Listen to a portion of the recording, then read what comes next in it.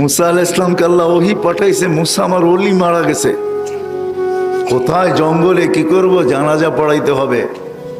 তো বলছে একা জানাজা পড়ায় তো পড়ায় কি করে? বলছে বনি ইসরাইল নিয়ে চলো, নগদ না দিলে তো ওরা যাবে না। তো বলছে ঘোষণা করো ওলির জানাজা যে পড়বে গুনাহ মাফ। বলছে সত্য? বলে বিলকুল সত্য।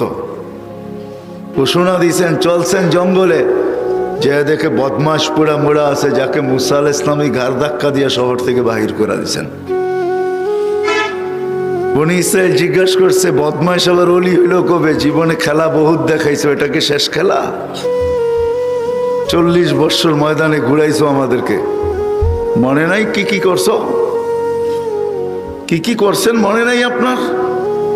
5,87,000 মানুষ আমাদের মারা গেছে, এটা কি শেষ খেলা? আল্লাহ ওহী পাঠাইছে, মুসা ছিল তো বদমাশি, ফালাম্মা কারুবাল মাউত, যখন